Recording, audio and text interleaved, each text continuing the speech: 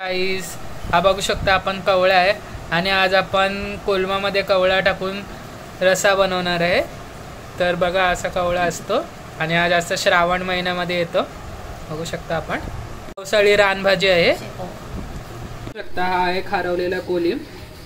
हा कवळा आहे ना वाफून घ्यायचा आहे पाण्यावरती। तेल टाकूया पहिला। प्रथम आपण पॅन ठेवलेला आहे गॅसवर आणि आता आपण त्यामध्ये तेल घालून टाकायचे।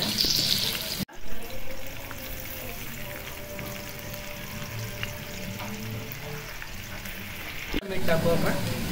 आलं, लसूण, कोथिंबीर व चिंच याचं वाटण करून घेतलेलं आहे। इथे कवळा आहे तो टाकून घेऊया याच्यामध्ये। टाकूया आपण एक चमचा। आता जो कोलिम आहे खारवलेला तो आपण टाकून घेऊया त्यामध्ये।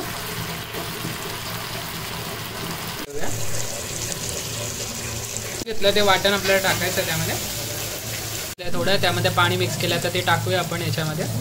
टाकून घ्यायचं आहे।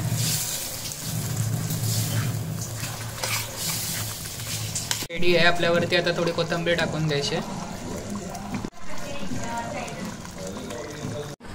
आपण पाहू शकता आपला रेडी झालेला आहे।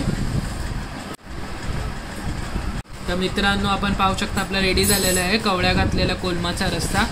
ही कोलमाची वडी, कांदा आणि भात आणि आपण बघू शकता एक घावणं ठेवलेलं आहे आणि मस्त आपली डिश रेडी झालेली आहे।